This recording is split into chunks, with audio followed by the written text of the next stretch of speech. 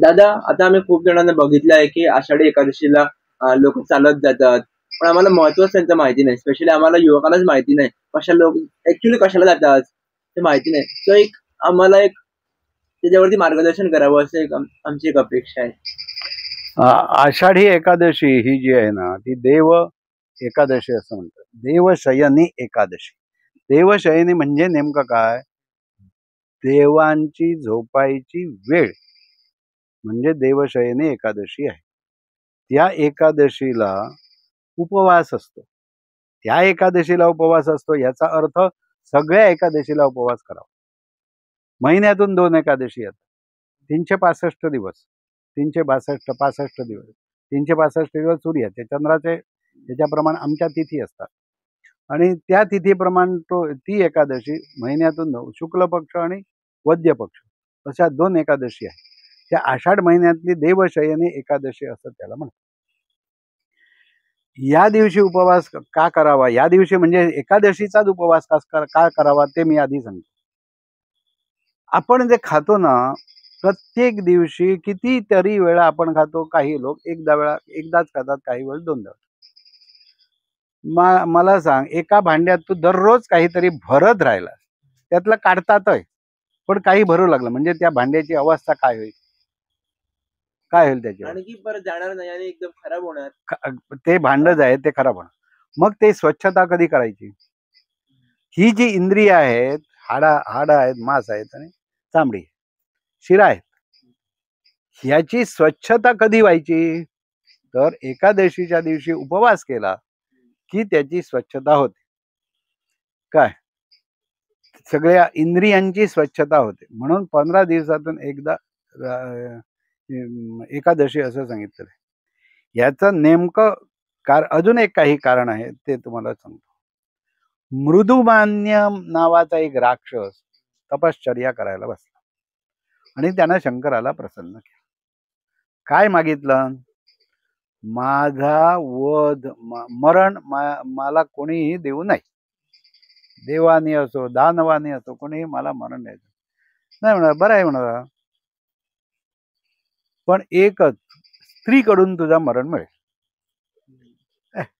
राक्षस ते स्त्रीकडून काय? मग बरं आहे म्हणा लागलं, पण मला वरदान द्या. वरदान दिलं.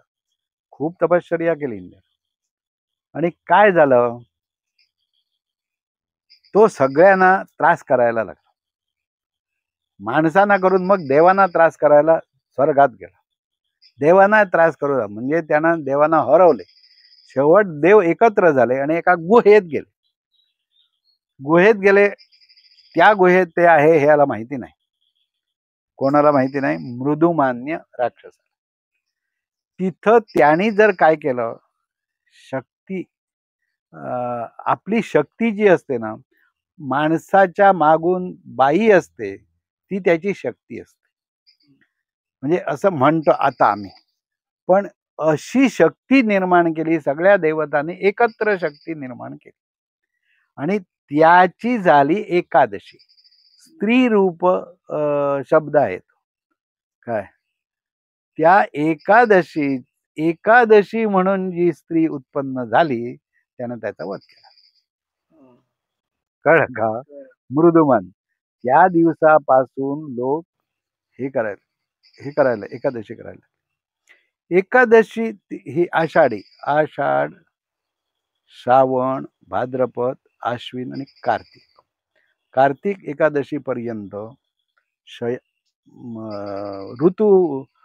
ऋतू मनाप्रमाणे म्हणजे आता श्रावण, भाद्रपद, वर्षा ऋतू, आश्विन, कार्तिक, शरद ऋतू असे ऋतू आहेत. 6 ऋतू आमचे. त्या 6 ऋतूप्रमाणे ह्याची निसर्गाची बदल होत जातात. निसर्गात काय?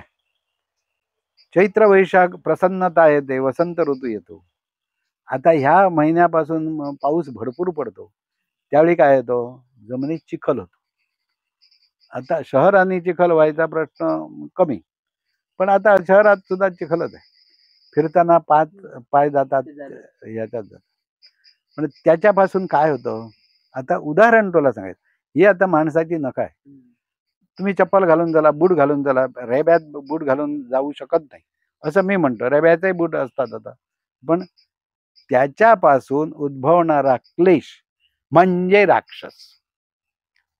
ह्या आता नखात जर एखादा हे गेला, घाण गेली, तर ती काढायला तुमच्याकडे वेळ असू असू दे, मग बघूया असं म्हणून आळस केला की त्या नखात त्याचा गुण त्याचा काय ते दाखवतो.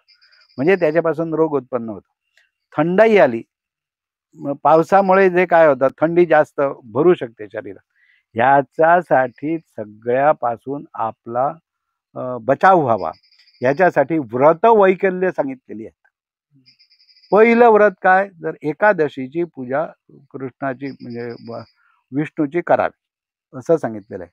मग एक एक एक एक व्रत येतात. श्रावण महिना उजाडला की सोमवार येतो, गोकुळाष्टमी येते, विनायकी येते. दररोज महिन्याच्या वेळी विनायकी आहे, संकष्टी आहे, ह्याच्यात सुद्धा उपास आहे. मग तो उपास करावा.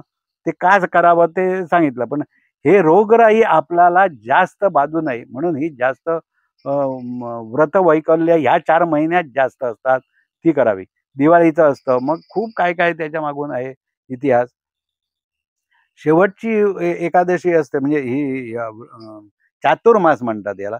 चातुर्मासातली शेवटची एकादशी कार्तिक पौर्णिमा, कार्तिकी एकादशी. त्या दिवशी आता अजून एक त्याच्यात कथा आहे अशी की एक राक्षस होता, त्याची बायको वृंदा.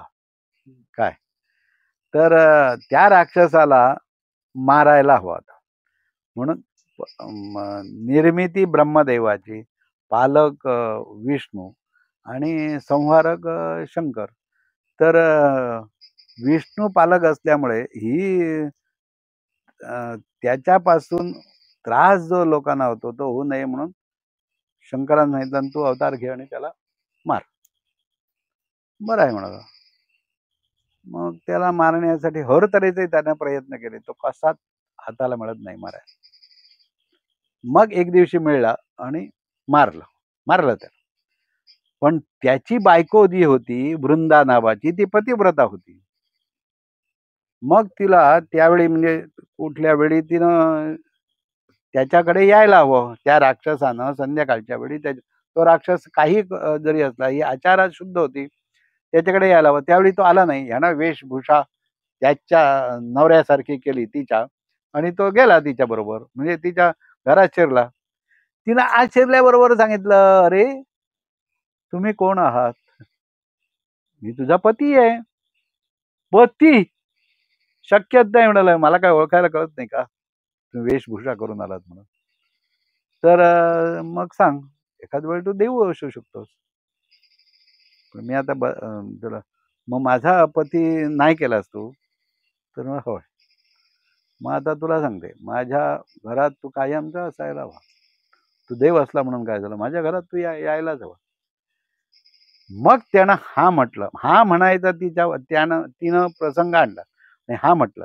दुसरी गोष्ट ही, हा म्हटलं आणि तो ह्या एकादशीपासून कार्तिक एकादशीपर्यंत तिच्याकडे राहतो. म्हणजे काय, तुळशीचं वृंदावन जे असतं ती वृंदावन म्हणजे ते पेड आम्ही बांधतो तुळशीला, ते पेड. आणि आत असते ती तुळशी, ती कोण, स्वर्गातून आलेली तुळस, ती त्याच्यात घालतो. आणि तो तिथे तुळशीच्या कडे झोपलेला असतो. ही शयन ही सांगितली मी तुला एकादशी, ती तिथे त्यावेळी तो उठतो. आणि त्यानंतर एकादशी कार्तिकी झाल्यानंतर इथे प्रथा अशी आहे की लग्न जी करायची असतात ती कार्तिक एकादशी झाल्यानंतर माणसांची लग्न करतात. आधी तुळशीचं लग्न करतात. ते कोणाबरोबर? त्या वृंदाबरोबर. कोणाचं लग्न? गोपाळाचं लग्न, म्हणजे विष्णूचं लग्न, ते तिथं असतं. हा एक संबंध एकादशीच्या बाबतीत. हा दुसरा संबंध शारीरिक पीडा निरासन होण्यासाठी उपास, आणि ते ह्याच्यापासून होतं. आणि दुसरी गोष्ट सांगतो की देवाचे देवाचा 1 वर्ष म्हणजे आमचं 1 वर्ष, त्यावेळी देवाचं 1 रात्र आणि 1 वर्ष, 1 रात्र आणि 1 दिवस, ते अर्धा 6 महिने, उत्तरायण आणि दक्षिणायन. आता दक्षिणायन सुरू झालं, आता सुरू झालं म्हणजे होणार एकादशी. तर दक्षिणायनात त्यांची रात्र होते. रात्र झाल्यानंतर काय होतं तर राक्षसांची जास्त फिरू लागतं. म्हणजे दुष्ट बुद्धी माणसाला जास्त निर्माण होतं असं त्याचा अर्थ घ्यावा. म्हणून त्याच्यापासून संरक्षण करण्यासाठी व्रतवैकल्य सांगितलेली आहे ही एक गोष्ट. आणि ह्या रात्रीच्या वेळी देव झोपलेलेच असतात. त्यांना आपल्या पुरता तरी तो देव उठावा आणि माझं हे इच्छित, माझं कुटुंब, माझं संरक्षण त्या देवानं व्हावं म्हणून मी व्रत वैकल्य करते. व्रत करते, खूप तऱ्हेची व्रत त्याच्यात आहेत ह्या चातुर्मासात आणि ती सगळी केली जातात. दादा कुठचे लोक एकादशीला चालत चालत पंढरपूर जातात ते कशासाठी? पंढरपूरला जायचं म्हणजे पंढरीचं दर्शन घ्यायचं असं. नेमकं काय आहे पंढरीचं दर्शन? म्हणजे चंद्रभागा नदी आहे, तिथे आंघोळ करण्यासाठी त्या दिवशी उपवास करणं, सगळं काय ते तुमचा उपवास करून त्या दिवशी सोडा. म्हणजे शरीराला हे आणा, हलकेपणा आणा. जड असतंय शरीर, ते हलकं तिथं होतं अशी एक कल्पना. आणि तिथे पायरीवर नामदेवाची पायरी म्हणून आहे. आता सगळेच लोक पायरीवर चढतात असं नाही. नुसतंच दर्शन घेऊन आला, नुसतंच पंढरीला गेलं तरी चालतं, पण तिथं त्यावेळी जावं लागतं. नामदेवाची पायरी असल्यामुळे ते नामदेवाचं दर्शन आधी, मग गणपतीचं विठ्ठलाचं दर्शन नंतर घ्यावं. तर त्यानं तेवढंच त्याच्याकडे मागितलेलं होतं म्हणून तो पायरी त्याची आहे, तिथं ते दर्शन घेतलं. पायरीवर तू पाय ठेवला तरी चालतो, पण दर्शन घेण्यासाठी जाताना आधी ती पायरी उल्लंघन करायला हवं. आणि जायचं गाजत, म्हणजे विठ्ठलाचं नाव घेऊनच जायचं असतं. त्यांच्या शरीरावर तुझा परिणाम केवढे चांगले होतात. खूप असं परंपरा झालेली आहे की विठ्ठल म्हणजे विष्णू, विठ्ठल म्हणजे गोपाळ कृष्ण. विठ्ठल हे सगळं पुराण वाचलं किंवा आपण जे काय करतो ना ते म्हणजे तो पालकच आहे. त्याचं दर्शन कधीतरी घ्यावं लागतं. ते ठराविक ही सांगितलेले. पावसात भिजत चला, त्याच्या नावाचं स्मरण करा, त्याचं पूजन करा. पूजन हे होत असतं, त्याचं भजन करा. म्हणजे त्याच्यापासून जे शरीराला जे आजपर्यंत घडलेले त्रास घडलेला हे होतं ते सगळं निवारण व्हावं, हा त्याच्यापासून. विठ्ठल नावाचं स्मरण करून काय होतं? इथं जे विठ्ठल विठ्ठल विठ्ठल हे कमरेचे जे रोग आहेत ना ते त्याच्यापासून जातात असं शास्त्रच सांगतं. त्याच्यानंतर मी ऐकलेलं आहे, मी प्रत्यक्षात बघितलेलं नाही. हे आपण टाळ्या वाजवतो ना भजनाच्या वेळी, जोरात टाळ्या वाजवलं की तेच हे टाळीवर शरीरावर त्याचा चांगला परिणाम होतो. कमरेकडले जे रोग आहेत आणि लोक जे हॉस्पिटलमध्ये जातात, अरे चालायला येत नाही लोकांना, मी चालवू शकत नाही, दांडी घ्यावी लागते, असं जे आहे ना ते त्या विठ्ठलाकडे जावं आणि ते चालत जावं. आणि मग ते काय तुम्हाला त्याचं काही होणार नाही. विठ्ठलाचं भजन चालू असतं म्हणजेच काय, विठ्ठल विठ्ठल विठ्ठल हे जोरात म्हटल्यानंतर त्याचा परिणाम तिथे होतो. हाताची टाळी मारल्यानंतर त्याचा परिणाम तिथे होतो. अशा टाळ्या भजन केलं, मी आरती म्हटली 1 2 3 4 10 वेळा टाळ्या मारल्या नाही, अशा जोरात टाळ्या आणि त्या पद्धतीच्या झाल्या तरच त्याच्यावर शरीरावर परिणाम होतो ना, नाहीतर होणार नाही परिणाम. आता एकादशीला उपवास फक्त एक आता म्हणलं स्पेसिफिक लोकांनीच करावे काय कोणी करावे? थोड्या म्हणत आपण कामाला जातो, आपल्याला वेळ भेटत नाही, मग कामाला जाताना करू शकत नाही दरम्यान. अरे हे हिंदूच कशाला, मुस्लिम आणि ख्रिश्चन सुद्धा आता ते करायला लागले. त्यांना कळलं त्यावेळी ते करायला लागले. आम्ही खूप मागं आहोत असं आता आम्हालाच वाटायला लागलं. मलाच सुद्धा वाटायला खूप आम्ही मागं आहे. माझ्यासारख्या माणसानं समाजात जाऊन जर ते सांगायला हवं तर तो समाज काहीतरी सुधारेल. 10 लोकांना सांगितलं तर एकदा तरी तो काम करेल, एक माणूस तरी त्या समाजाची सुधारणा खूप होईल ना. त्या इकडे पद्धत कशी आहे की साबुदाण्याची खिचडी, साबुदाण्याचे खीर, अशा पद्धतीने साबुदाणा किंवा फळं खाऊन राहा ना. हर तऱ्हेची बाजारात फळं आता मिळतात. आमच्या लहानपणात फळं मिळत नव्हती, आता हर तऱ्हेचे आंबे आताच हवे तर आता आहे. खूप तऱ्हेचे गोड आहेत, आंबट आंबे आहेत, सगळ्या तऱ्हेचे आंबे आहेत. असे फळं खाऊन राहायचा प्रयत्न करा ना. मी पूर्वी ज्यावेळी शिक्षणासाठी बाहेर होतो त्यावेळी मला खूप त्रास व्हायला लागले. पण चालायला हवं, अभ्यास तर करायला हवा. त्यावेळी शेंगदाणे मूठभर घालायचे पाण्यात रात्री झोपताना आणि पहाटे उठून ते खायचे आणि मग मला ती ताकद मिळत होती. तसं हे जे आता काही बाजारात खाणं मिळतं ना, म्हणजे घरात सुद्धा त्याच्यात ताकद मिळत नाही. ठराविकच जिन्नसात ताकद मिळते. पण फॅशन म्हणून आता लोक भरपूर काय काय खातात. पण असं निवडावं की ते आपणाला ताकद मिळेल. उदाहरणार्थ मी तुला सांगितलं शेंगदाणे, ते ताकदीवान असते, ते तुला ताकद मिळेल. असे काही फळं आहेत ती ताकदच देतात. काजू जास्त खाता कामा नाही, पण काजू खाव्या, बदाम खावे, खजूर खावा. दिवसाला एकच जरी खजूर खाल्ला तरी बाकीच्याची आवश्यकताच नाही. एक खजूर दररोज सकाळी खावा. म्हणजे काय त्यातलं हे मिळतं, ताकद मिळते. आपणाला जेवढी हवी तुम्ही 2 खावा. आपणाला जेवढी हवी तेवढी ताकद ती मिळू शकते. आता खूपशे जण उपवास करू लागले आहेत, उपवास करतातच. पण एक-एकदा कळत नाही, की आता आम्ही कुठल्या टाईमला उपवासामध्ये कुठला आहार घ्यायचा किंवा कधीपर्यंत घ्यायचा? ते एकदम त्याच्यावरती तुम्ही थोडं मार्गदर्शन करा. काही लोक एकच आहार घेऊन 24 तास राहू शकतात. काही लोक उपवास म्हटल्यानंतर निव्वळ पाणी पिऊन राहू शकतात. काही सोमवार वगैरे करतात ना, 16 सोमवार व्रत जे आहे ना, त्या सोमवारी फक्त खडीसाखर खाऊन राहतात. काही बायका खूप व्रतवैकल्य बायकांनीच करावी. कारण काय, ते नियमाचा कडेकोट पालन करतात. तर तशी खडीसाखर खाऊन तुम्हाला राहता येत ना. खडीसाखरेत गोड जर साखर खाल्ली ती, तर ताकदही त्याच्यात असते. मुद्दाम खाऊन बघावी ना. मला साखर आहे म्हणून मी काही खाऊ शकत नाही, हे आताचे प्रश्न आहेत. पूर्वीपासूनचे असे प्रश्न नव्हे. काय व्यायामच होत नाही. शरीराला व्यायाम झाल्याशिवाय पुढचं काही तुम्हाला करता येत नाही.